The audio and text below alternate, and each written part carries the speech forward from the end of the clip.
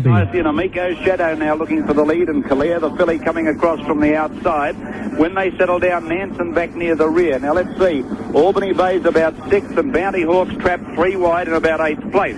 At the judge, and the leader, Amico's Shadow, a length to Calais. Temple Man pulling like mad on the inside. 2 lengths to Handsome Seattle, settling well. Cabobany, he's back 5th on the inside there of Albany Bay. Bounty Hawk 3 deep around the next bunch, including Bungling and Old Spice the rails. They're followed then by, on the outside, Spanish Minstrel, who's going 4 wide around them from Old Currency and Nansen. 8 lengths covered the field, 1,600 metres out. Amico's Shadow, a length to Temple Man, pulling very hard from Calais. Spanish Gentleman has gone up around the outside now and is going towards the leaders. A length Handsome Seattle is settled as well as anything. A length Cabobany, 1.5 Albany Bay. Bounty Hawk still trapped 3 deep, and then came Old Spice Bungling. They're followed by Nansen at the 1,400 Old Currency last. Heading towards the 12, and the leader here still is Amico's Shadow. 3 lengths in front of Spanish Minstrel. 1.5 Temple Man settling better, and a half to Calais.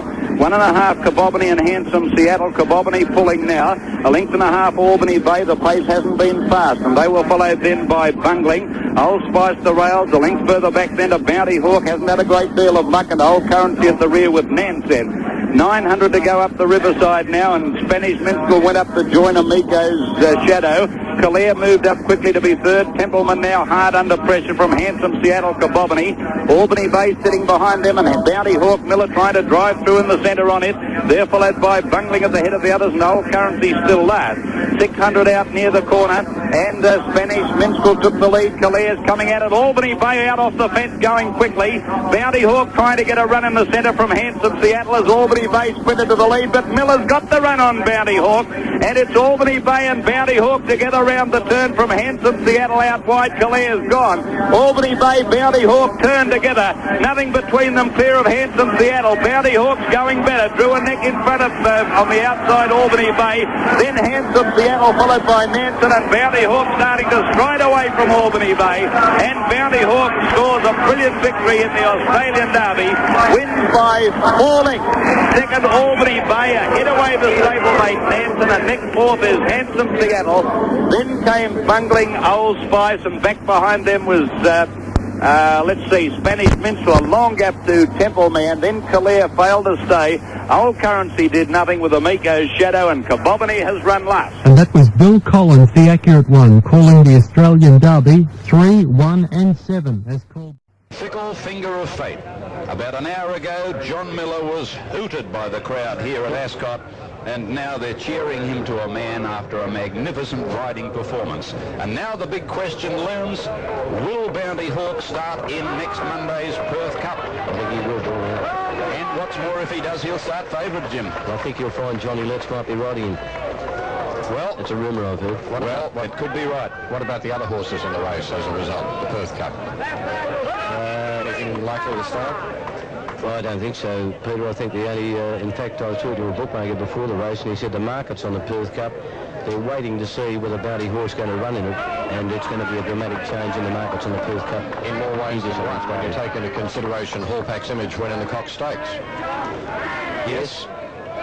Hallpack's Image has got to come right into calculations. Speaking as a duet there, or what? No, but the bookmakers are very they're hinging their markets on Bounty Hawk. I've heard a couple of them say that today. They're just waiting on the go-ahead from Bart Cummings. What a great star he is, Bounty Hawk. He's won the Victoria Derby, and now he's won the Channel 7 Australia Derby. And there's not much, well, there's no shadow of doubt, of course, that he is the best staying 3-year-old in Australia. And, well, Bart Cummings has made no bones about the fact that he'll win the Melbourne Cup next year, Bounty Hawk. And there are very few people who would argue with him at this stage. But Jeff Wolfe hasn't done a bad job either. He's telling him that Nansen will run a big race, and he's run 2nd and 3rd, so Jeff's always thereabouts, and he didn't win it, but oh gee, he gave him a decent run for the money with Nansen. A lot of people did wipe off as a chance. There's one home rule right. And how do you think Bill Bounty Hawk will front up to the 3,200 metres.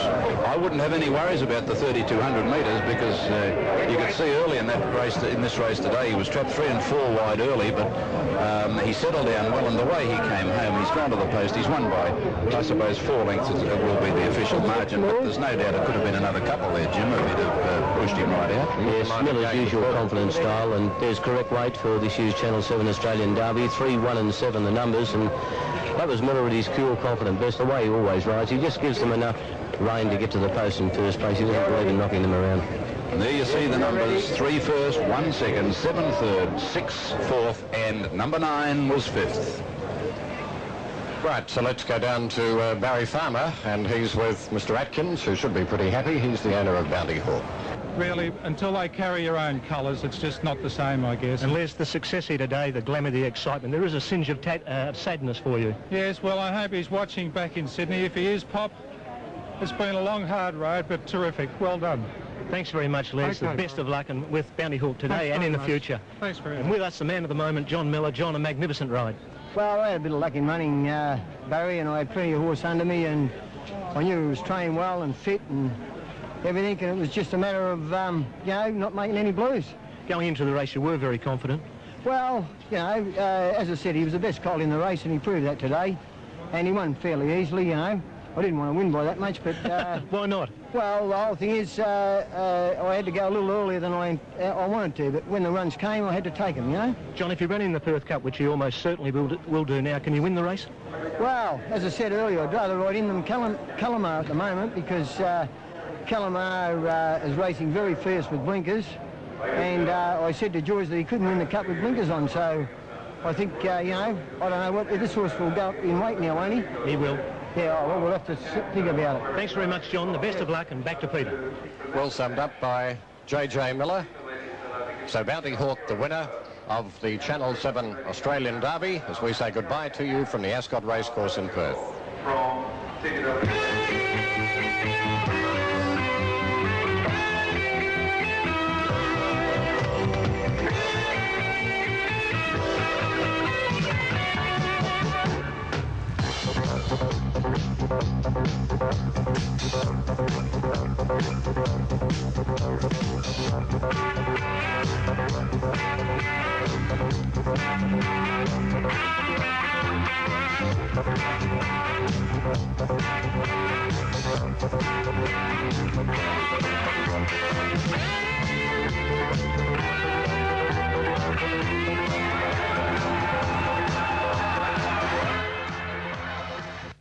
Well, the Australian Derby over for another year, and as you heard earlier on in the day, Johnny Miller hooted for his riding, but of course the old fellow, one of Australia's colourful gentlemen of the racetrack, knows his way around Perth like the back of his hand. It was a great win to the favourite, of course, which was Bounty Hawk, ridden by John Miller.